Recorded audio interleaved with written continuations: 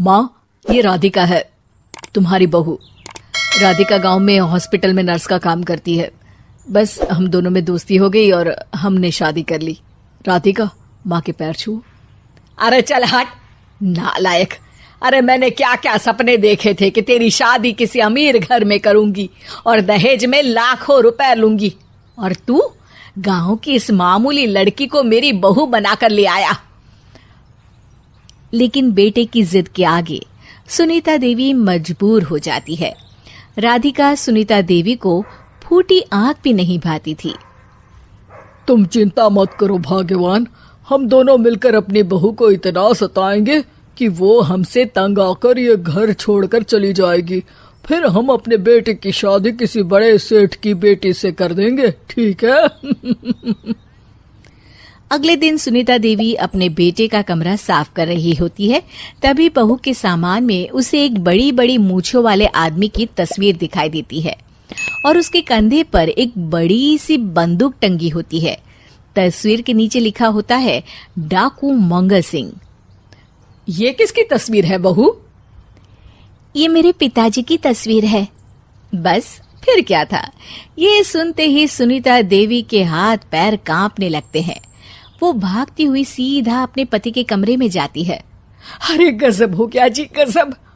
अरे क्या हो गया भाग्यवान? हमारी बहू एक मशहूर डाकू मंगल सिंह की बेटी है। हे भगवान, अब क्या होगा?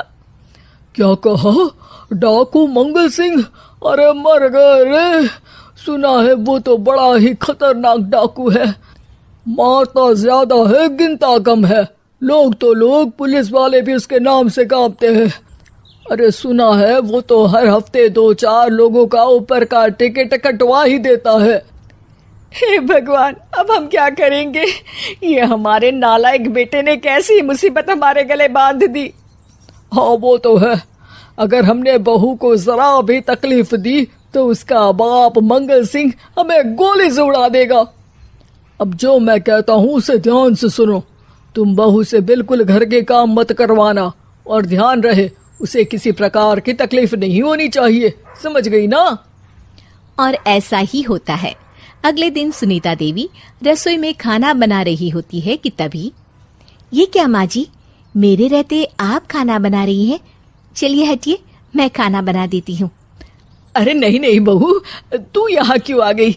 जा, तू अपने कमरे में जाकर आराम कर, मैं खाना बना लूंगी। सुनीता देवी जिद करके राधिका को भेज देती है। फिर एक दिन, अरे फर्श पर कितनी धूल जमी है, माँ जी देखेंगी तो नाराज हो जाएंगी, मैं अभी यहाँ पोछा लगा देती हूँ। राधिका जैसे ही पोछा लगाने लगती है कि तभी उसके ससुर की नजर उस पर पड़ती है। बंसीलाल भागता हुआ वहां आता है। अरे नहीं नहीं बहू, तुम ये क्या गजब कर रही हो? बहू तो बेटी समान होती है और हम ना अपनी बेटियों से काम नहीं करवाते। तुम आराम से बैठकर YouTube पर किड लॉजिक चैनल की सास बहू की कहानियां देखो। वो लोग ना बहुत अच्छी अच्छी कहानियां बनाते हैं। सच? आप देखते हैं?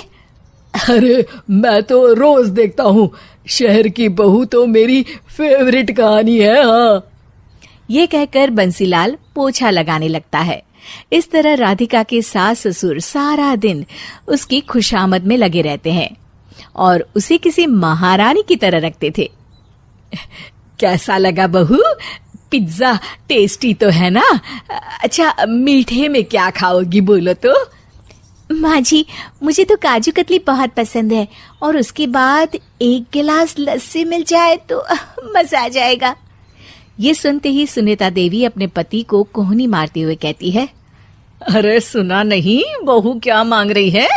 जल्दी से भागकर बाजार जाइए और सब खरीद कर ले आइए। हाँ हाँ भाग्यवान, अभी जाता हूँ। राधिका की तो 5 उंगलियां घी में थी।